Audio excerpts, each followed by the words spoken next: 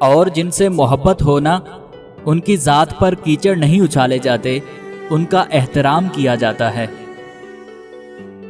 جب روح کو چپ ڈس جائے تو اندر بے شمار قبریں وجود میں آ جاتی ہیں۔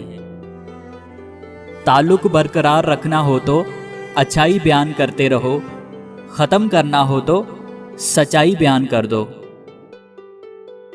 اپنے حق میں بہتر ہے ایسے لوگوں سے فاصلہ رکھنا جو ہمیشہ اس بات پر قائم رہتے ہیں کہ غلطی ہمیشہ آپ کی تھی، نہ کہ ان کی۔ جس طرح عورتوں کے لیے مردوں کی کمی نہیں، اسی طرح مردوں کے لیے بھی عورتوں کی کمی نہیں ہے۔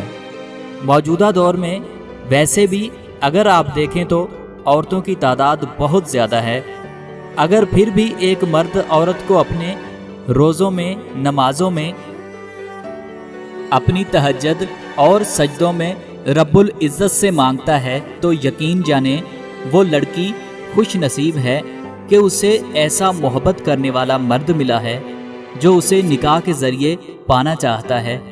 ویسے بھی محبتیں تھک جاتی ہیں، یہ عشق ہے جو عبادت کی طرح صرف ایک شخص تک محدود رکھتا ہے۔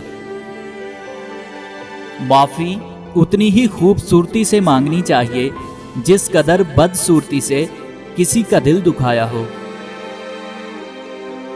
اگر آپ کا شوہر آپ کا احساس کرنا چھوڑ گیا ہے، آپ چاہتے ہیں کہ وہ دوبارہ آپ کا احساس کرے، تو ایک کام کریں، خاموش ہو جائیں اور اس کو کہنا چھوڑ دیں۔ اگر اس کو آپ سے تھوڑی سی بھی محبت ہوگی تو آپ کا دوبارہ احساس ضرور کرنے لگ جائے گا۔ جن سے بے تحاشا محبت ہو ان سے ناراضگی کا تعلق بھی اتنا ہی گہرا ہوتا ہے۔ بارگاہ رب العزت میں دعا گو ہوں، اللہ پاک آپ کو اپنی رحمتوں اور برکتوں سے مالا مال کرے، رزق میں خیر و برکت عطا فرمائے اور ہمیشہ اپنی حفظ و امان میں رکھے، آمین۔